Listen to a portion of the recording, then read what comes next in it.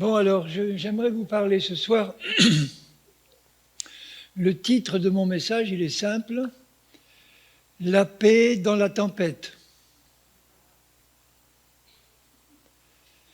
Hier soir, dans notre groupe de cellules, de maison, j'ai reçu une parole du Seigneur, une prophétie, que j'ai donnée dans le groupe, mais je voudrais vous la donner aussi, où le Seigneur mettait dans mon esprit cette pensée que dans la suite de l'année 2024, notre année, il y aurait en France et dans le monde de grands bouleversements, des tempêtes.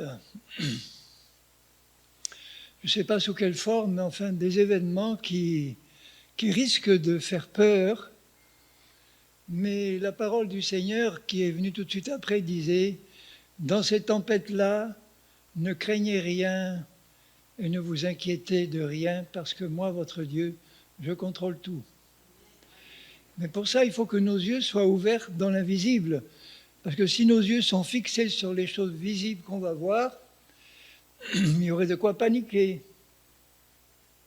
Mais si nos yeux restent fixés sur le Seigneur, qui lui se repose dans la tempête, on va faire comme lui. Vous vous rappelez ce passage où Jésus dit dans Marc, dans l'évangile de Marc, après une dure journée, oui, au chapitre 4, verset 35, il dit à ses disciples le soir, « Passons à l'autre bord. » Après avoir renvoyé la foule, ils l'emmenèrent dans la barque où il se trouvait. Il y avait aussi d'autres barques avec lui. Il s'éleva un grand tourbillon, une tempête. Et les flots se jetaient dans la barque au point qu'elle se remplissait déjà. Et lui, il dormait à la poupe sur le coussin, tranquille. Est-ce que vous avez déjà vu Jésus s'inquiéter de quoi que ce soit? Toujours tranquille, toujours en paix. Ils le réveillèrent et ils lui dirent « Maître, ne t'inquiètes-tu pas, comme nous, ne t'inquiètes-tu pas de quoi? De ce que nous périssons? » Pour eux, des pêcheurs chevronnés, des pêcheurs de poissons, ils connaissaient la météo, ils savaient que ce lac était dangereux, qu'il pouvait y avoir des tempêtes terribles. Et ils s'en doutaient peut-être avant de partir, mais Jésus leur avait dit « Allez dans la barque, allons à l'autre côté ». S'étant réveillé, Jésus menaça le vent et dit à la mer « Silence, tais-toi ». Et le vent cessa et il y eut un grand calme. Puis il leur dit « Pourquoi avez-vous ainsi peur? Comment n'avez-vous pas de foi ?» Puisque la peur et la foi, ça ne va pas ensemble. Ou on a la foi et on n'a pas peur, ou on a peur, on n'a pas la foi. C'est clair, hein? Ça vous est déjà arrivé d'avoir peur? Est-ce que vous étiez dans la foi à ce moment-là? Je ne pense pas. Ils furent saisis d'une grande frayeur. Je ne vois pas trop pourquoi.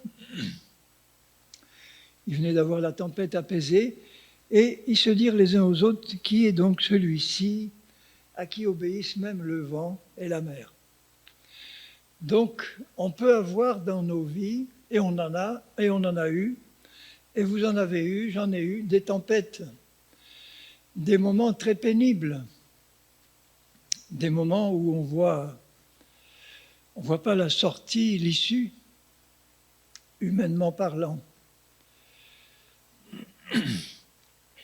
Et dans ces tempêtes, la voix du Seigneur veut toujours retentir dans nos cœurs pour nous dire « Calme-toi, je suis là, je suis le maître de la tempête, je suis ton Dieu. Non seulement je suis ton Dieu, mais je vis en toi, j'habite en toi. Qu'est-ce que tu peux craindre? Ni de Satan, ni des hommes. » Apparemment, c'était Satan qui était derrière cette tempête, parce que quand Jésus parle au vent et à la mer, bon, on sait que les éléments peuvent obéir au Seigneur, bien sûr. Il a parlé à des arbres qui sont morts, un figuier qui est mort. Mais on sait que le plan de Satan, c'était d'empêcher des Juifs d'aller à la croix. S'il avait pu le faire mourir avant, il l'aurait fait. Mais Jésus connaissait sa mission, il savait où il allait, ce n'était pas son heure. Et il y a des moments où dans la tempête, le Seigneur nous dit aussi, c'est pas encore ton heure. J'ai vécu des moments où je me disais, dans 5 minutes, je serai mort. Et puis le Seigneur parle à mon cœur, il lui dit, c'est pas encore ton heure, tu as encore du temps à vivre. J'ai encore du temps à vivre, des choses à faire pour Dieu. Mais ça ne veut pas dire qu'il n'y aura pas des tempêtes. Le Seigneur Jésus, dans les paroles où il annonçait la fin des temps, vous voyez dans Luc, dans Matthieu 24, Luc 22, il parle d'événements terribles qui vont se passer à la fin de la fin des temps, où le monde entier sera dans l'angoisse. Devant les flots, la mer, il y aura des signes dans le ciel, des signes grandioses. Il annonce des éclipses de lune, de soleil. À propos, il y en a eu une lundi dernier. Ce qui est curieux dans cette éclipse qui a traversé tous les États-Unis, du sud-ouest au nord-est, ce qui est curieux, c'est qu'il y en a eu une autre 7 ans avant, en 2017, qui a traversé une éclipse totale, qui a traversé les États-Unis, cette fois du nord-ouest au sud-est. Et les deux ont fait une forme de croix sur les États-Unis. Et il y en a qui se sont rendus compte que la première éclipse de 2017, elle a traversé du nord-ouest au sud-est des États-Unis 7 villes américaines qui s'appelaient toutes Salem. Shalom, ville de paix. C'est curieux. L'éclipse est passée sur 7 villes américaines qui s'appelaient Salem. Et l'éclipse, la dernière de lundi, du sud-ouest au nord-est, est passée sur tous les sites principaux de la guerre de sécession. Donc l'une annonçait la paix, l'autre la guerre. Et les deux se sont croisés au milieu des États-Unis, ce qui est extraordinaire, au-dessus d'une petite localité qui s'appelle Rapture. Rapture, en anglais, ça veut dire enlèvement. C'est pas curieux, ça? Que les deux éclipses se croisent exactement à un petit point qui s'appelle en anglais enlèvement. Alors si on réfléchit un peu, qu'on se dit qu'il ne peut pas y avoir de hasard, ça n'existe pas le hasard, ça peut être des signes, hein. Déjà annonciateur pour l'Amérique, elle a un choix entre la guerre et la paix. Parce qu'il y a des événements qui vont se passer aux États-Unis, qui se passent déjà. C'est un pays très divisé. C'est un pays qui, d'après certains, est encore au bord d'une guerre civile. La prochaine élection présidentielle entre Trump et Biden risque de faire beaucoup de dégâts et d'étincelles. Donc, c'est un appel pour les Américains et pour tous les chrétiens du monde à prier pour que le choix qui se fera dans ce pays, ce grand pays, puisse être le bon choix, non pas le choix d'une nouvelle guerre, mais le choix de la paix. Et le choix pour les chrétiens américains de prier avec ardeur, et pour nous aussi, pour la paix dans les USA, dans le monde et à Jérusalem. On est dans un temps où il y a non seulement des bruits de guerre, mais des guerres en Ukraine, en Russie, dans le Proche-Orient. Et aujourd'hui même, en regardant les titres des nouvelles, je passe souvent en revue les titres, je vois le premier titre du site de nouvelles que je consulte, le tout premier qui dit ceci: les services secrets américains viennent de prévenir le gouvernement d'Israël que l'État de l'Iran allait lancer une attaque massive contre Israël. Alors, en général, les services secrets sont bien renseignés. Et ils ont prévenu Israël qui s'y prépare à une guerre imminente, massive, de l'Iran et de tous ses subsidiaires, c'est-à-dire le Hezbollah et le Hamas, d'une attaque massive sur Israël. C'est peut-être la future guerre de Gog et Magog. Donc on est devant des temps qui risquent d'être très bouleversés et bouleversants. Parce que s'il y a une guerre en Amérique, s'il y a une guerre en Iran, en Israël, ça ne va pas être comme la guerre actuelle de Gaza. Hein. Ça va être quelque chose de terrible. Il faut qu'on prie, mes frères et sœurs, qu'on prie avec ardeur pour que le Dieu de paix empêche pour le moment ce que Satan veut mettre en place dans le monde. Nous savons bien que l'Apocalypse arrive. On ne peut pas prier pour qu'elle n'arrive pas. Elle va arriver, mais ce qui va marquer le début de l'Apocalypse, j'en suis convaincu, c'est le départ de l'Église, c'est l'enlèvement de l'Église. Dieu dit partout dans sa parole que l'Église n'est pas destinée à la colère. L'Apocalypse, c'est la colère de Dieu qui vient sur un monde impie. Et Dieu dit à l'Église fidèle dans l'Apocalypse de l'Église de Philadelphie, je te garderai de l'heure de la grande épreuve qui vient sur le monde entier pour l'éprouver. Je te garderai de cette heure-là, tu n'y passeras pas. Tu seras enlevé avant. Et c'est le départ de l'Église de cette ère qui va marquer l'arrivée de l'Antichrist, parce que l'Église est comme le sel de la terre actuellement. C'est l'Église et c'est le Saint-Esprit qui empêche l'Antichrist de se manifester, qui empêche Satan d'envoyer l'homme du péché.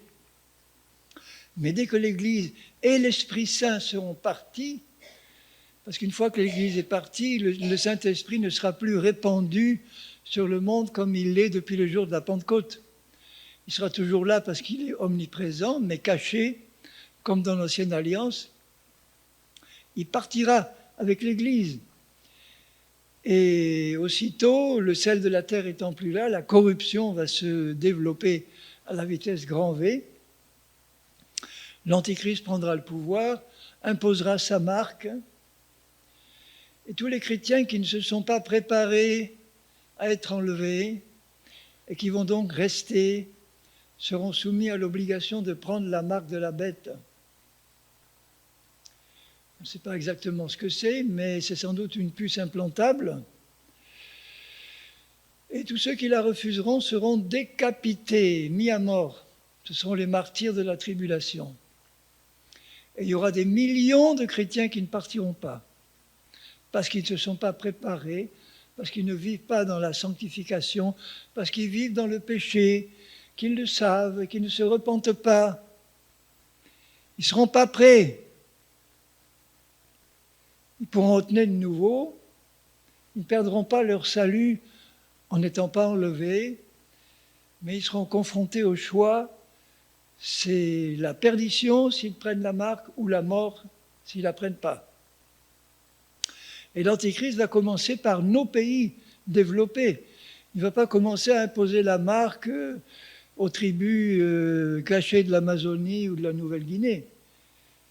Il n'aura pas le temps de les toucher. Il va imposer sa marque à tous les pays développés, l'Europe occidentale, l'Amérique, qui ont les moyens techniques d'imposer ces techniques-là, qui existent déjà, qui sont prêtes. Il n'y a qu'une décision politique. Je lisais aujourd'hui aussi dans les titres que notre président était en train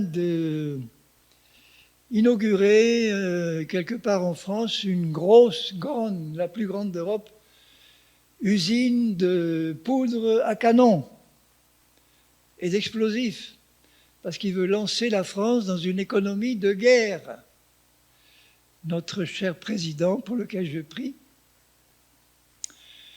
et pour lequel nous devons prier, voilà quelle est sa mentalité actuelle. Instaurer une économie de guerre. Une économie de guerre, c'est une économie où l'État décide tout, où l'État va décider de la distribution des ressources et des richesses, comme en état de guerre, où il y aura peut-être des restrictions, il y aura peut-être des impositions, encore une fois, de décisions qui viendront d'en haut. Il faut avoir les yeux fixés sur ce qui se passe. Hein. Rester informé, mais ne pas s'inquiéter de rien, quoi qu'il arrive. Il faut, frères et sœurs, qu'on soit décidés de faire partie d'un peuple de Dieu saint, qui se sanctifie, qui se prépare pour le grand départ, et qui ne joue pas avec le péché, qui ne joue pas avec le Seigneur, qui ne pense pas que le Seigneur est le Dieu bon papa Noël, qui va se contenter de distribuer des cadeaux à tout le monde, et dire c'est bon, vis ta vie dans le péché, je suis indulgent, je pardonne. Oui, Dieu est indulgent, miséricordieux. Oui, il pardonne. Il pardonne ceux qui demandent pardon. Il pardonne ceux qui sont décidés de vouloir marcher avec lui dans la sanctification. On reste ses enfants. Même si on vit dans le péché, on reste ses enfants. Mais on va s'attirer des corrections sévères. Parce que Dieu est un bon père qui sait corriger et qui veut corriger ses enfants pour le seul but de les faire participer à sa sainteté. Frères et sœurs, il y a beaucoup d'églises que j'ai connues, que je connais, où il y a beaucoup de chrétiens qui ne se soucient pas de se sanctifier, qui vivent dans une paresse spirituelle où ils attendent le retour du Seigneur et où ils disent bon, j'ai toujours vécu comme ça, le Seigneur m'a jamais fait subir le sort d'Ananias et de Saphira, donc je ne me soucie pas trop de vivre dans le péché. J'en ai connu qui vivaient dans l'adultère carrément, en tant que chrétien marié à une chrétienne, qui pratiquait l'adultère en le sachant, et qui ne s'inquiétait pas trop de la réaction du Seigneur. Hein.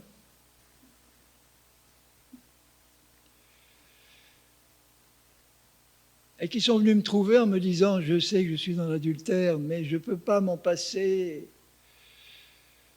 C'est trop bon l'adultère. » Vous vous rendez compte? Je ne m'entends pas avec mon épouse.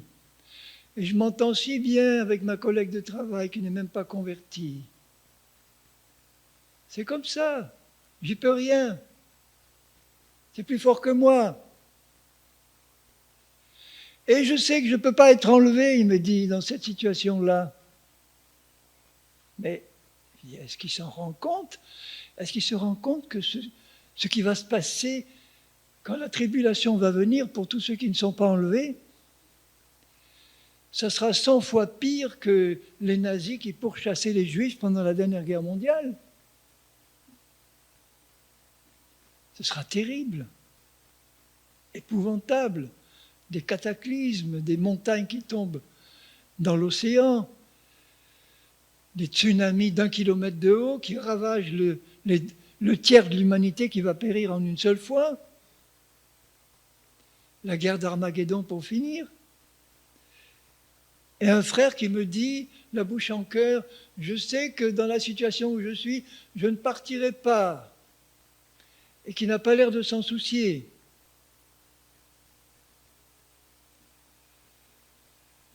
Et j'étais obligé de lui dire, mais mon frère, si tu couches avec cette femme cette nuit, qui n'est pas la tienne, et que Satan arrive à te donner une crise cardiaque, je te garantis même pas que tu iras au paradis.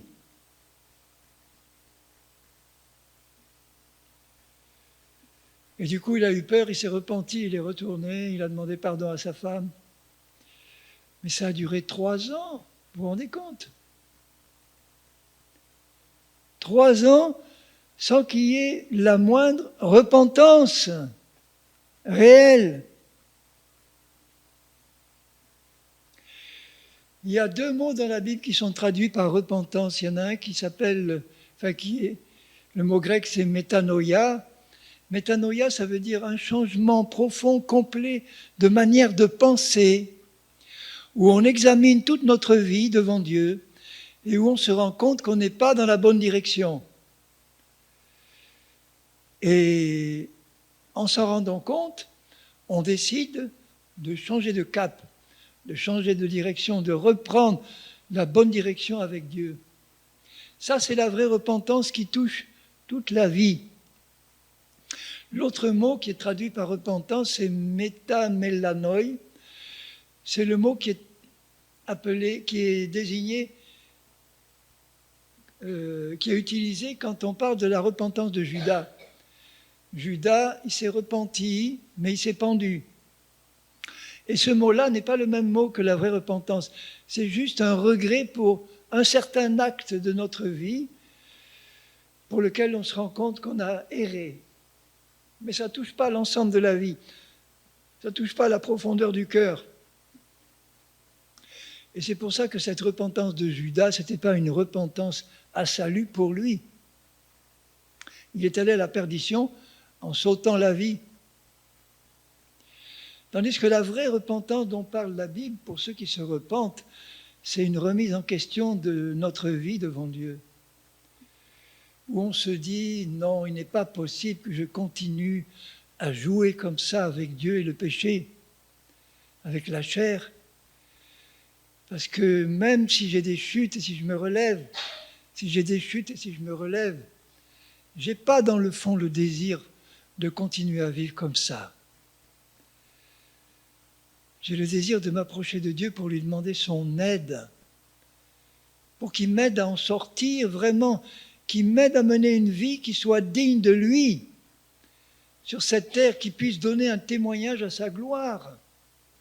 Est-ce qu'on a dans notre cœur, frères et sœurs, le désir de vivre une vie, même si ce n'est pas une vie dans la perfection, mais une vie où on désire laisser Dieu travailler en profondeur en nous, pour nous perfectionner, nous purifier, nous sanctifier, nous faire progresser, nous faire avancer de progrès en progrès, pour que la lumière de Christ qui brille en nous puisse briller à l'extérieur et se voir, donner un témoignage qui plaise à Dieu, qui plaise aux hommes.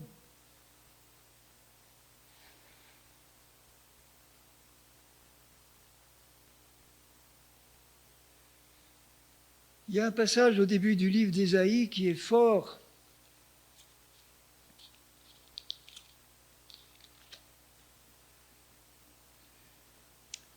Ésaïe, l'un des plus grands prophètes, recevait des paroles et des visions de Dieu. Et Dieu lui dit au début de son livre, au chapitre 1er, au verset 10, il dit « Écoutez la parole de l'Éternel, chef de Sodome ». Il parle de Jérusalem comme si c'était Sodome, une ville où le péché régnait. Chef de Sodome, prête l'oreille à la loi de notre Dieu, peuple de Gomorrhe. Qu'ai-je à faire de la multitude de vos sacrifices, dit l'Éternel? Et continuez à aller au temple, à pratiquer les sacrifices, à sacrifier les agneaux, matin et soir, comme si de rien n'était. Je suis rassasié des holocaustes de béliers, de la graisse des veaux. Je ne prends pas plaisir au sang des taureaux, des brebis et des boucs. Quand vous vous présentez devant moi, qui vous demande de souiller mes parvis? Cessez d'apporter de vaines offrandes.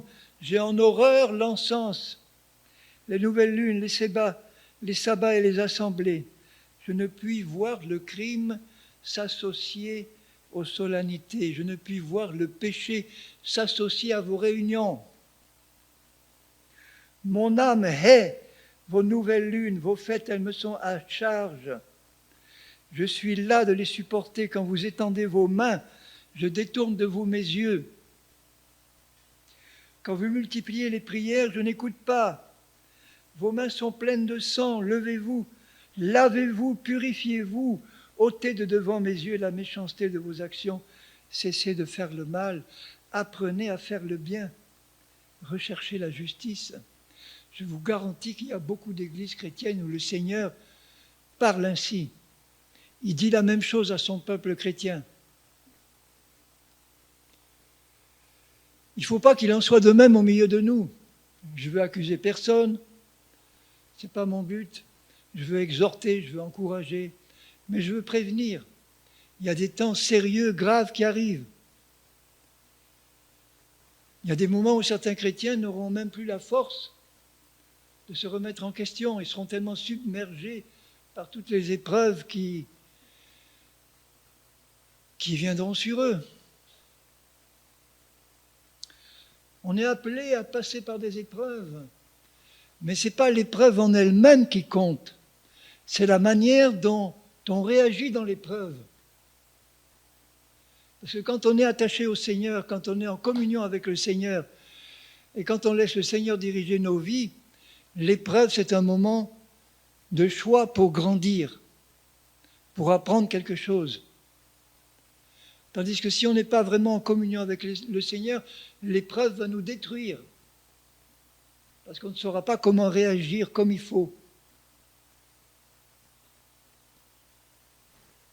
Et Dieu sait qu'on doit passer par des épreuves. Il y a des épreuves qui nous sont envoyées par Satan qui veut nous détruire.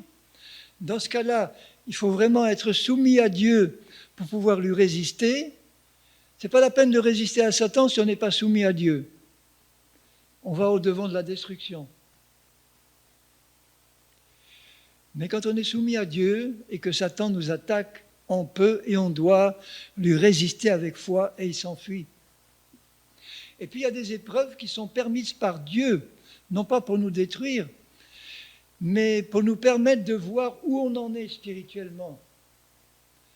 Parce que Dieu taille toujours les épreuves qu'il nous présente pour nous, de manière telle qu'on puisse les supporter si on a la bonne attitude, si on est dans la confiance, si on est dans la foi. Là, nous saurons puiser en Dieu les ressources pour avoir la bonne attitude dans l'épreuve, pour ne pas nous rebeller contre Dieu, pour ne pas l'accuser à tort, mais au contraire pour garder les yeux fixés sur lui qui veut nous aider dans l'épreuve, qui veut nous la faire traverser en vainqueur, ce qui va nous permettre d'être édifiés et de pouvoir affronter la prochaine épreuve d'une meilleure manière encore. C'est ça que Dieu veut faire de nous, des vainqueurs. Un vainqueur, il doit toujours être dans un combat. S'il n'y a pas de combat, il n'y a pas de victoire.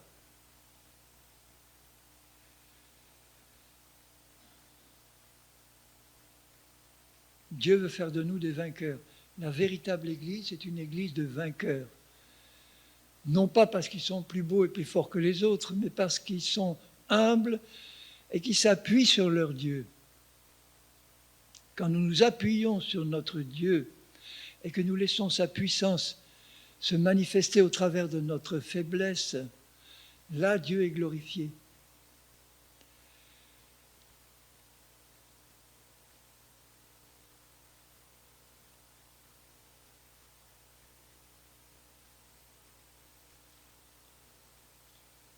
Dans le Sermon sur la montagne,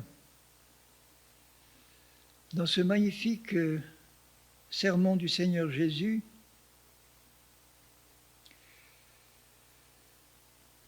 il dit ceci au chapitre 6.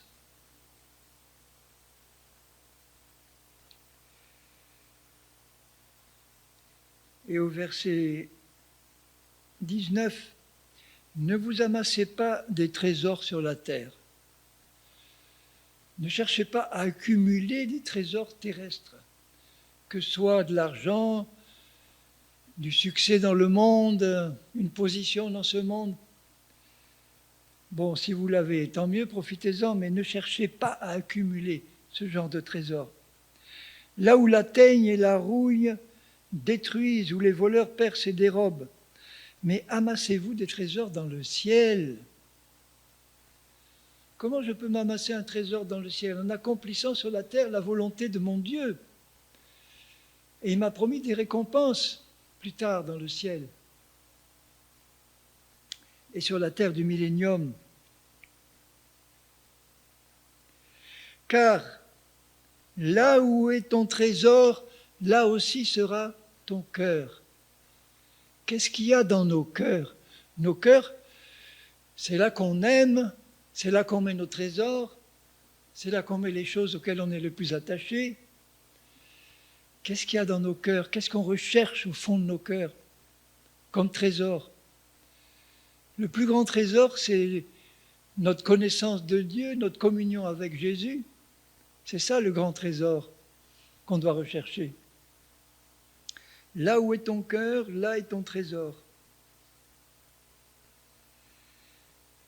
Où là est ton trésor, là aussi ton cœur. L'œil est la lampe du corps. Si ton œil est en bon état, tout ton corps sera éclairé. Si notre œil spirituel est tourné vers le Seigneur et vers les choses d'en haut, toute notre vie sera éclairée. Mais si ton œil est en mauvais état, si notre œil est dans les ténèbres, si notre œil regarde les choses de ce monde, tout ton corps sera aussi dans les ténèbres. Et celui-là, il ne s'en rend pas compte. C'est pour ça qu'il dit, le Seigneur, si donc la lumière qui est en toi est ténèbres, si tu crois être dans la lumière, mais en fait devant Dieu tu es dans les ténèbres, combien seront grandes ces ténèbres? Si tu ne te rends même pas compte que tu es dans les ténèbres, tu crois être dans la lumière, et pour Dieu tu es dans les ténèbres, imagine la grandeur de ces ténèbres. Et il ajoute, nul ne peut servir 2 maîtres. Nous, chrétiens, nous ne devons pas servir 2 maîtres. Il appelle l'un Dieu et l'autre Mammon. Mammon, c'est le Dieu de l'argent, c'est le Dieu des trésors terrestres, des plaisirs terrestres, des plaisirs de la chair, du monde. Est-ce qu'un chrétien peut servir à la fois Dieu et le Dieu de ce monde, Mammon? Non, vous ne pouvez pas. Il dit, vous ne pouvez pas. Et il ajoute, c'est pourquoi je vous dis, tout de suite après avoir dit, vous ne pouvez pas servir 2 maîtres à la fois.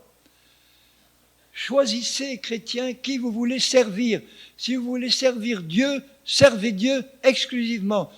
Si vous voulez servir Mammon, servez Mammon, mais pas les 2. Ça ne marche pas. C'est pourquoi je vous dis, ne vous inquiétez de rien. Parce que quand on sert 2 maîtres, on s'inquiète de tout. Comment va réagir l'un et l'autre? Peut-être que l'un et l'autre. Ne vous inquiétez pas de votre vie, de ce que vous mangerez, ni pour votre corps, de quoi vous serez vêtus. La vie n'est-elle pas plus que la nourriture? Et le corps plus que le vêtement? Regardez les oiseaux du ciel. Ils ne sèment ni ne moissonnent et ils n'amassent rien dans les greniers, et votre Père céleste les nourrit. Ne valez-vous pas beaucoup plus qu'eux? On vaut pour Dieu beaucoup plus qu'un moineau. Qui de vous, par ses inquiétudes, peut rajouter 1 coudée à la durée de sa vie? Et pourquoi vous inquiétez au sujet du vêtement? Pourquoi vous inquiétez au sujet de votre salaire, de votre retraite? C'est Dieu ma haute retraite. Ce n'est pas la caisse de retraite. Hein.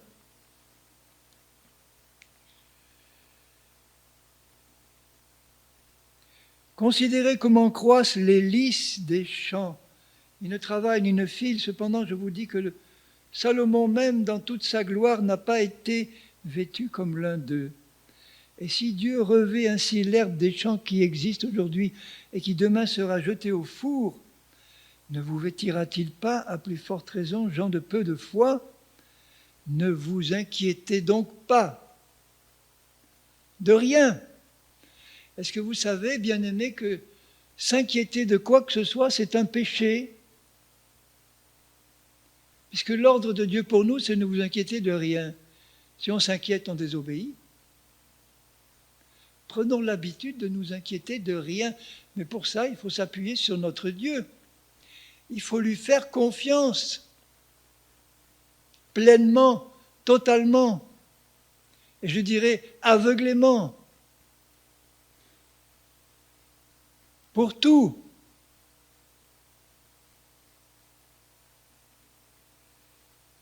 Et ne dites pas que mangerons-nous, que boirons-nous, de quoi serons-nous vêtus, etc. Car toutes ces choses, ce sont les païens qui les recherche. Et votre Père sait de quoi vous en avez besoin, de quoi vous avez besoin, avant même qu'on lui demande. Et pourtant, il aime bien qu'on lui demande. Alors cherchez premièrement, ça veut dire cherchez en tout premier. Quoi? Le royaume et la justice de Dieu. Ça veut dire chercher à ce que Dieu règne sur votre vie.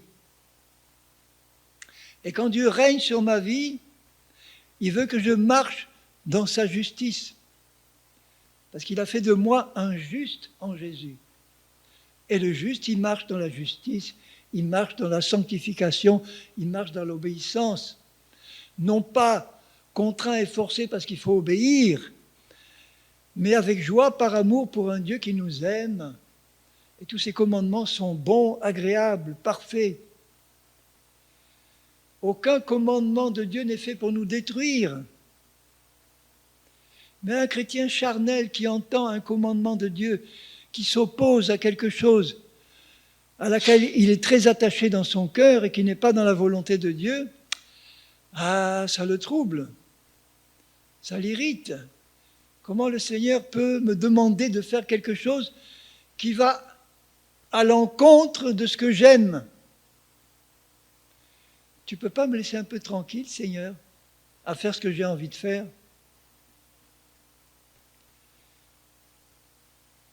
C'est ça que certains chrétiens disent au Seigneur. Laisse-moi faire ce que j'ai envie de faire, Seigneur, ça me plaît. Toi qui es bon, tu devrais quand même comprendre que tu dois chercher à me faire plaisir.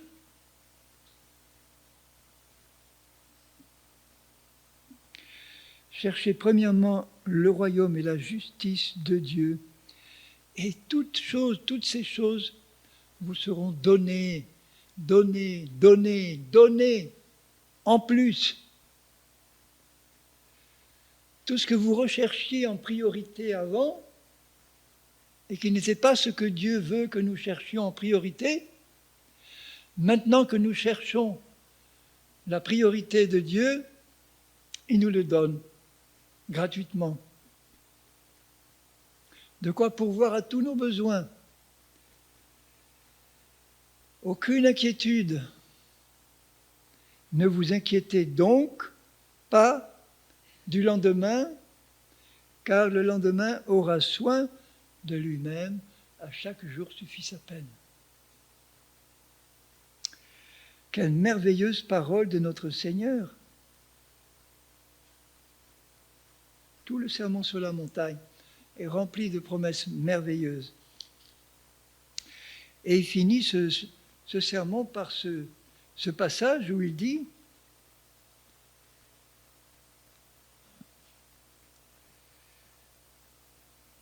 ceux qui me disent, à la fin du chapitre 7, au verset 21, ceux qui me disent « Seigneur, Seigneur », n'entreront pas tous dans le royaume des cieux. Ça veut dire qu'ils ne seront même pas sauvés. Mais celui-là seul qui fait la volonté de mon Père qui est dans les cieux.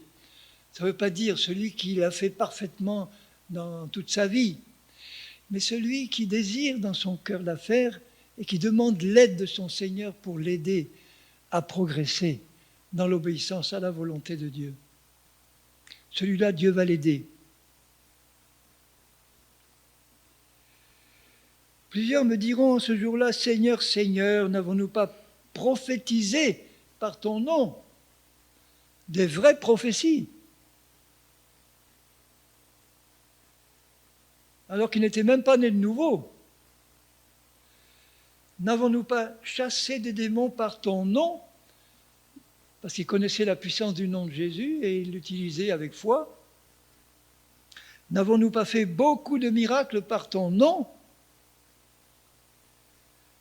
Alors je leur dirai ouvertement, je ne vous ai jamais connus. Jamais.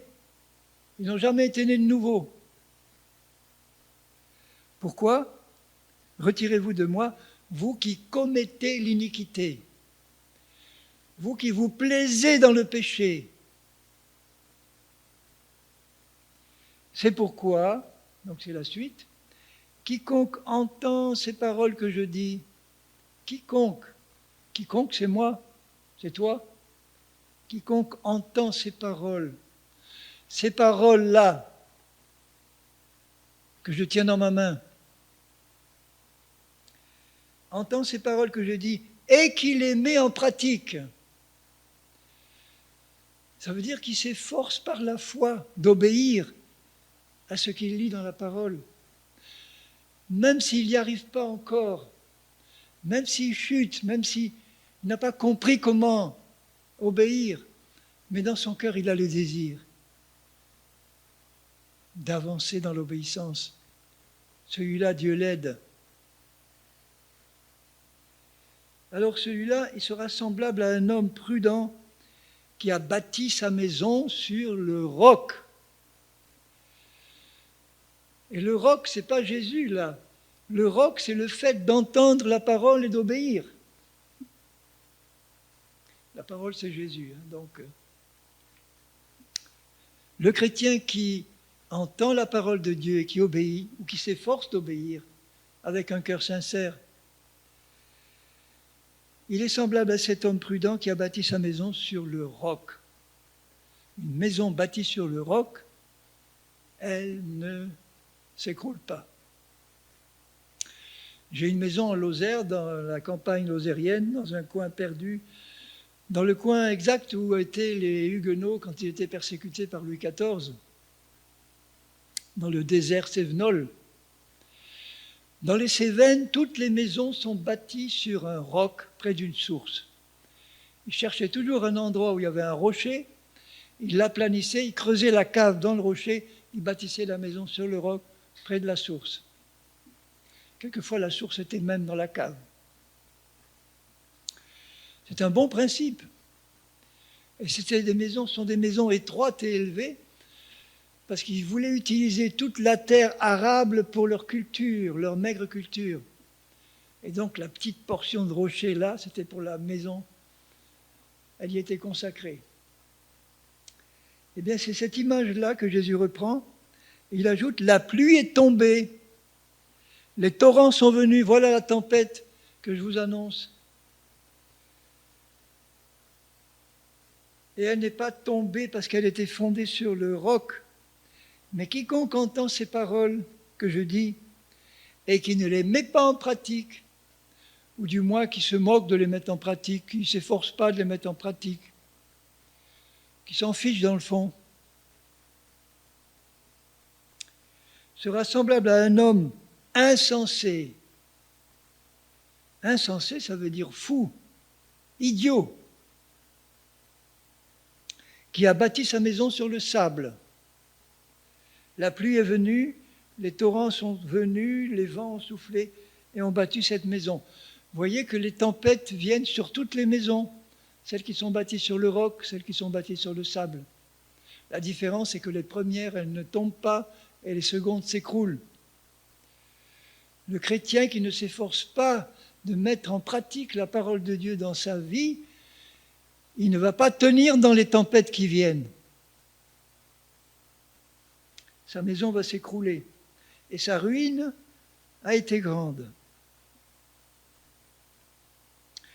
Après que Jésus eut achevé ses discours, la foule fut frappée de sa doctrine, parce qu'il enseignait avec autorité, car il enseignait comme ayant autorité et non pas comme leurs scribes. Et tout de suite après ce passage, il y a le merveilleux chapitre 8 de Matthieu, qui commence par ce pauvre lépreux qui était dans la foule, qui écoutait Jésus, et qui s'approche de lui et qui lui dit « Seigneur, si c'est ta volonté, purifie-moi. » Et Jésus le touche en lui disant « Je le veux, sois purifié. » Et ensuite, il y a l'histoire du centenier, dont le serviteur a été guéri par sa foi toute simple et puissante. Ensuite, la belle-mère de Pierre, qui avait une forte fièvre et qui a été guérie quand Jésus a menacé sa fièvre. Et ensuite, tous les malades de la ville qui s'étaient assemblés devant la maison de Pierre ont tous été guéris par la puissance du Saint-Esprit. De grands miracles se sont produits. Et il ajoute, pour que se réalise ce que le prophète Ésaïe avait annoncé, il s'est chargé de nos maladies et de nos infirmités. Donc Jésus accomplissait tous ces miracles parce qu'il leur dit, si vous ne voyez pas des miracles, vous n'allez pas croire.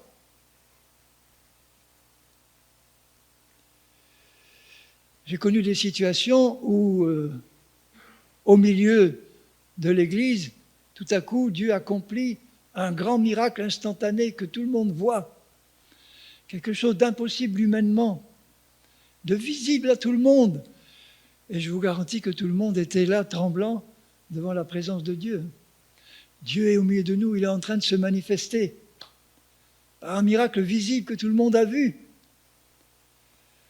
Et il y en a qui se mettent à genoux, qui commencent à prier, à confesser leurs péchés, à dire « Seigneur, aie pitié de moi, je réalise que tu es là au milieu de nous. » Et je réalise qu'il faut que je continue à vivre la vie de compromis que je suis en train de vivre.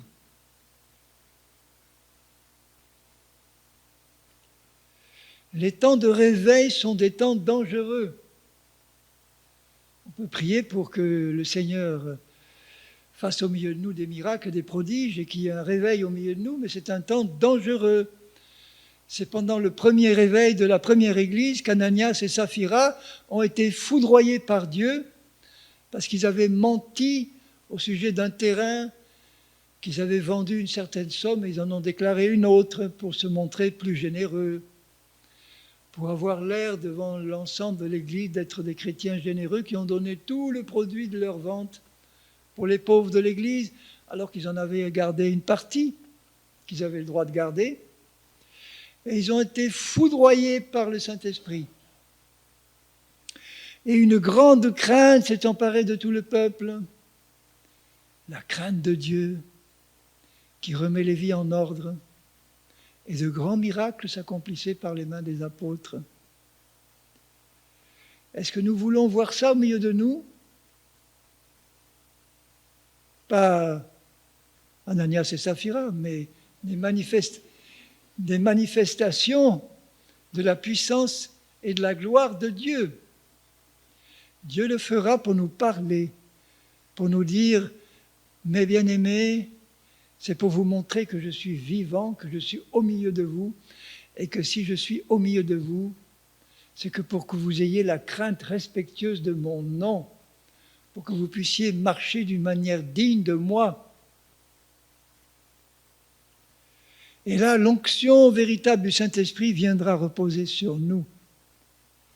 L'onction, la véritable onction du Saint-Esprit. Pas celle qui était sur ces gens qui accomplissaient ces miracles alors qu'ils n'étaient même pas convertis. Mais la véritable onction qui était sur Jésus, sur les premiers apôtres. Parce que leur vie était tout entière consacrée au Seigneur. Tout entière offerte pour lui. Il lui disait, Seigneur, je ne suis pas parfait, il y a encore des tas de choses à changer dans ma vie, mais tel que je suis, je me donne à toi entièrement. Sans réserve, Seigneur, pour que tu fasses dans ma vie ce que tu veux faire. Je veux t'obéir, même si tu me demandes quelque chose qui actuellement me paraît humainement impossible, si je sais que c'est ta volonté pour moi, eh bien Seigneur, j'accepte. Parce que je sais qu'il va en résulter une bénédiction.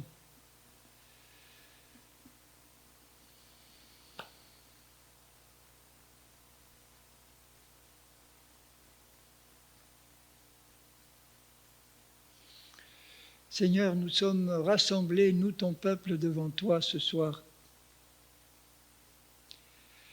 Ce sont toujours des moments solennels, Seigneur, parce que nous savons que tu es au milieu de nous. Et en tout cas, je veux te dire, et nous voulons te dire, Seigneur, que nous ne voulons pas jouer avec toi. Nous ne voulons pas jouer avec le péché. Nous ne voulons pas, Seigneur, faire semblant d'être des chrétiens. Nous ne voulons pas nous contenter d'avoir de belles réunions de louanges, de belles prédications. Mais nous voulons que ces louanges et ces prédications viennent de toi et transpercent nos cœurs pour nous motiver toujours plus, nous inciter toujours plus à nous rapprocher de toi, Seigneur, à désirer de plus en plus une communion réelle, profonde avec toi, pour te laisser agir dans nos vies comme tu veux. Seigneur, nous te disons ce soir que nous désirons, du fond de notre cœur, nous désirons que tu prennes toute notre vie en charge, que tu t'en occupes comme tu veux, que tu fasses ta volonté dans nos vies. Transforme-nous, Seigneur, purifie-nous, perfectionne-nous, change-nous à l'image de Jésus, Seigneur. Fais de nous des lumières qui resplendissent dans ce monde de ténèbres. Que nous puissions attirer à Christ tous ceux qui sont attirés par la lumière et repousser tous ceux qui ne veulent pas s'en approcher. Seigneur, nous te demandons pardon pour toutes les fois où nous avons joué avec le péché, avec toi. Toutes les fois où nous avons accepté des compromis en le sachant. Pardonne, Seigneur.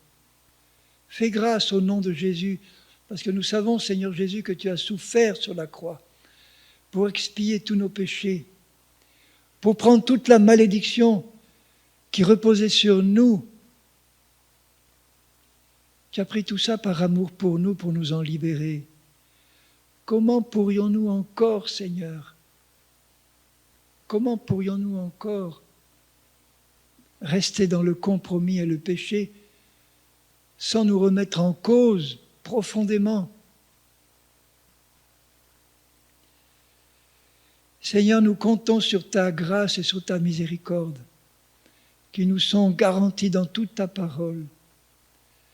Nous comptons sur ta grâce pour faire de nous des enfants de Dieu humbles, obéissants, désireux de manifester le fruit de ton esprit, désireux de vivre dans l'amour de Christ, nous aimant les uns les autres, aimant ce monde de perdus qui nous entoure. Seigneur, fais-nous grâce encore. Je sais que tu es un Dieu de grâce. Je te demande grâce pour moi-même, pour mes frères et sœurs qui sont là, qui m'écoutent. Que ta grâce, Seigneur, repose en abondance sur nous et nous conduise toujours plus loin dans les sentiers de ta justice.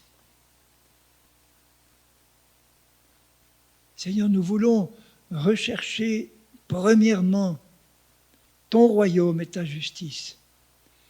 Nous voulons que tu sois vraiment le roi de nos vies, le Seigneur, le Maître. Seigneur, tu connais le fond de nos cœurs. Tu connais qu'il y a encore dans le fond de nos cœurs des choses qui doivent être changées et purifiées, qu'il peut y avoir encore de l'incrédulité, de la rébellion, des doutes, des craintes. Seigneur, nous te les confessons, nous ne voulons pas les cacher, nous ouvrons nos cœurs et nous te demandons de nous libérer de toutes ces choses, de faire passer le sang de Jésus dans les profondeurs de notre âme, Seigneur, pour nous purifier. Merci parce que tu le fais. Merci parce que tu es au milieu de nous, Seigneur. Tu travailles dans le fond des cœurs. Tu restaures, tu appelles à toi ceux qui sont égarés. Tu appelles à toi ceux qui ne veulent pas, jusque-là, te donner entièrement leur vie. Tu leur dis, donne-toi entièrement à moi ce soir même, sans hésiter, une fois pour toutes et pour toujours. Tu ne le regretteras jamais. Je t'apprendrai à bâtir ta maison sur le roc. Je t'apprendrai à aimer ma parole, à désirer la mettre en pratique, à désirer obéir par amour pour ton Dieu à ce qu'il te demande. Capitule ce soir. Capitule une fois pour toutes, bien-aimé. C'est Dieu qui te le demande. N'aie pas peur, ne crains rien. Il t'aime. Il a donné sa vie pour toi. Il t'aime tel que tu es. Il n'est pas là pour te juger, te condamner. Il est là pour te libérer de tous tes liens, te faire marcher dans la joie, dans la paix, dans l'amour. C'est Dieu qui te parle ce soir. Réponds. Réponds.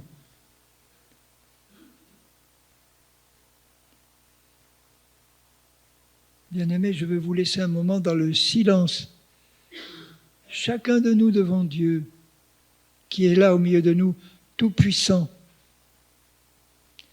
Il te parle à toi, écoute-le, écoute ce qu'il a à te dire. On reste un moment dans le silence.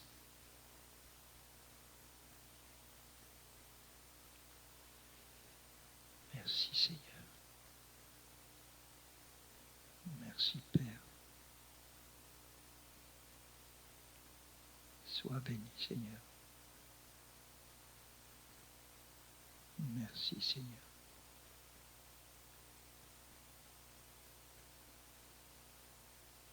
Merci Seigneur, merci. Merci d'écouter. Merci d'écouter nos cœurs, Seigneur.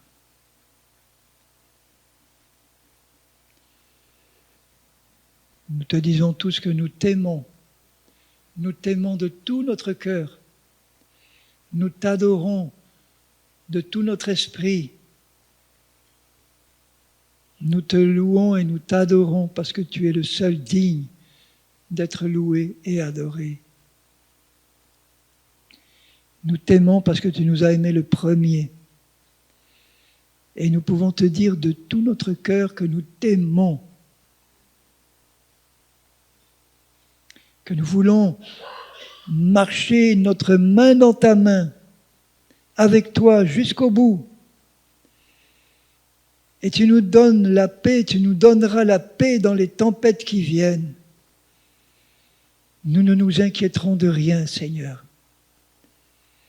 Parce que dans la tempête, après la tempête, il y aura la paix. Merci pour ta présence en nous et au milieu de nous.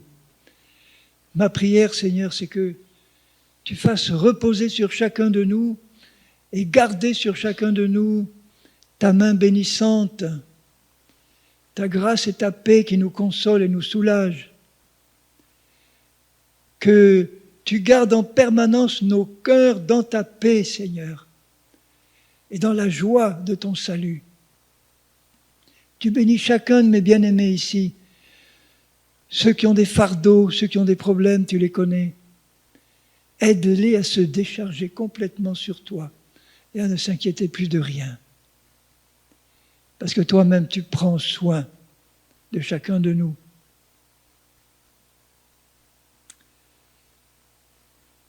Alléluia, que Dieu soit béni. Amen, amen. Merci Seigneur, gloire à Dieu.